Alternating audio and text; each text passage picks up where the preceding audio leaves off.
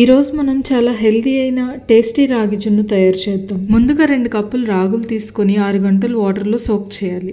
ఈ soaking process వల్ల రాగిలో ఉన్న న్యూట్రియంట్స్ మనకి చాలా ఈజీగా అబ్జర్వ్ అవుతాయి. అలాగే 2 కప్పులు కొబ్బరి ముక్కలు తీసుకోండి. వీటిలో ఉండే హెల్తీ ఫ్యాట్స్ మంచి ఎనర్జీని ఇస్తాయి.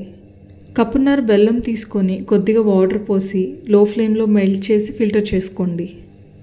నానబెట్టిన రాగులు, కొబ్బరి ముక్కలు మిక్సీ జార్లో వేసి కొద్దిగా వాటర్ అండ్ సాల్ట్ యాడ్ చేసి స్మూత్గా గ్రైండ్ చేసుకోండి. ఈ మిక్చర్ని ఫిల్టర్ చేసి లిక్విడ్ని సపరేట్ చేయండి. ఇలా తీసిన రాగి, కొబ్బరి పాలలో బెల్లం సిరప్ యాడ్ చేసి మంచిగా కలపండి.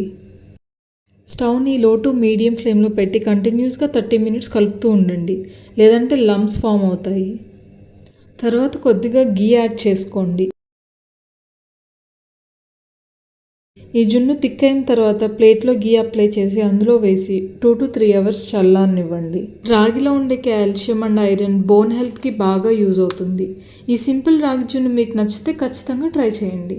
2 అవర్స్ తర్వాత ముక్కలు కట్ చేసుకుంటే రాగి జున్ను రెడీ. టేస్టీకి ట్రీట్, హెల్త్కి హీట్. రాగి జున్ను అన్బీటబుల్ స్వీట్.